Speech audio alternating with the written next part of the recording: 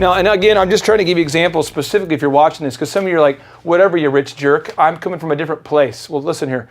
I had a 1989 Ford Escort that got, bam, a big dent there on the driver's side, left side, driver's side, bam. Yep. And I drove that vehicle, bought it for $1,500 cash.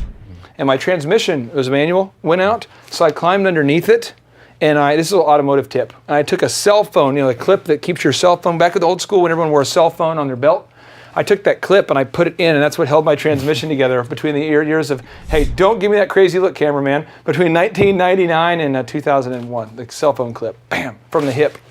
So, but you've always driven a car that's paid for. Yeah, and if you're thinking, I'm not going to drive myself a Chevy Brown van, 1984, you can find, I found a number of years ago before we had kids, I found like a 1992 4Runner that was in great shape for like $2,000, and it ran well, and it worked really well for me and my family at that time. In an attempt to argue with my friend here on camera, if we can look at this over here, I want to show this collection of luxury vehicles.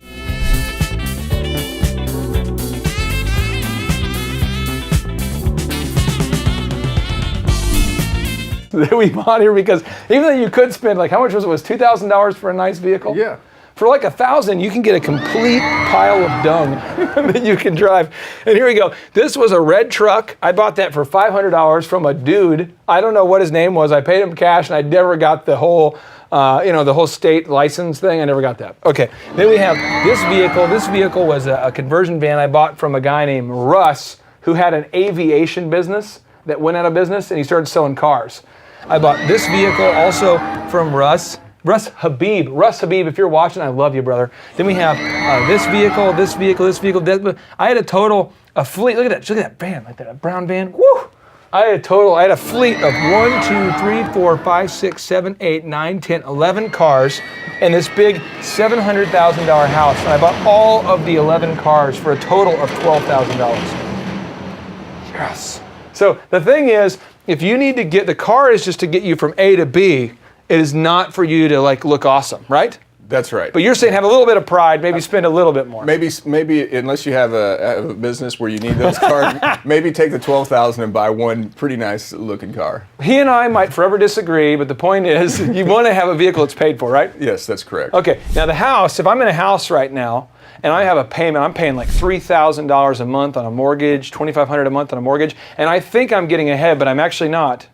Yep. Because I'm not actually going to ever pay the principal in the first 3 years. How can I go ahead and get rid of that house payment to move over here into the asset column? Well, I mean, this might sound a little extreme, but if you're at a point where you're paying a house payment, I mean, I would go ahead, I'm a real estate guy, but I would say go ahead and sell that house, try to get as much as you can for it, and rent for a little while and build up some cash. And ultimately, if you can pay cash for a house, fix it up, do a little something, add some equity to it, and man, I bought this house for $115,000 and I can sell it for $150,000. There you've got an asset, and you're not paying monthly with interest. And you might be like, man, I don't know if I'll ever get to that point. Well, you're not ever going to get to that point unless you take some action on something else. And having a house payment where you're paying a 30-year mortgage is not going to get you ahead. Now, Warren Buffett, my main man, he said, be greedy when the market is fearful. So here's kind of my move that I did. I have chosen to not have a house payment because I just think it's stupid. And I know my wife, as soon as we start to like really get into a house where we like it, my wife will say, can we redecorate? Now, perhaps maybe you're a woman watching this and you're offended, or you're a man and you're offended by that statement. But the point is, whoever it is, you're going to eventually want to move. Unless you defy all odds, you're going to want to move at some point. Yeah. So what I do is I call builders who are in a bind. I just call, boop, boop, boop, boop, boop. I call and I say, do you have any houses that won't sell? And they're like, who's calling? And they usually get offended. But if you call about 20, I'll find 2 or 3 that are like, yeah, I do. I've had one house I'm stuck on. It's at the entry of the neighborhood. And I've done this 3 times. Mm-hmm. It's the first house on the left when you walk in, when you drive in a neighborhood. And they'll say, yeah, it can't sell. I just built it and I can't find a buyer. And I'll say, well, here's the deal. Whatever your construction loan is on that, I'll just pay a lease payment of that plus $500 for 3 years. And they'll say, really? I'm like, yep. And then I pay first month up front, last month up front, and I move in.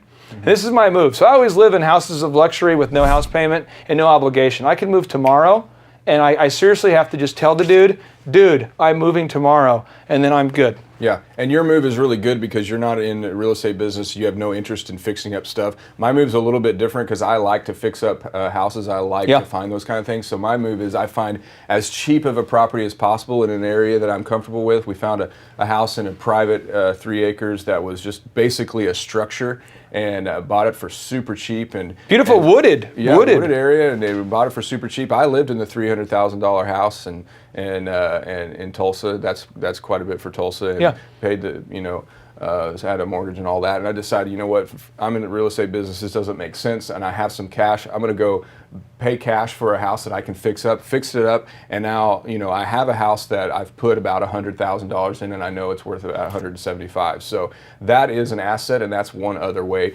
about going about it. But if you're not that kind of person, if you're not a handyman, or you're not a person that likes to do that kind of thing, your move is better. The big thing I want to make sure we're clarifying is that you do not want a house payment. Yes. Okay, now that's huge. Now this Thrive is all about getting you from surviving to thriving. That's the whole idea. And so financially, you're going to need capital to invest in your own ideas. And so you're going to have cash available.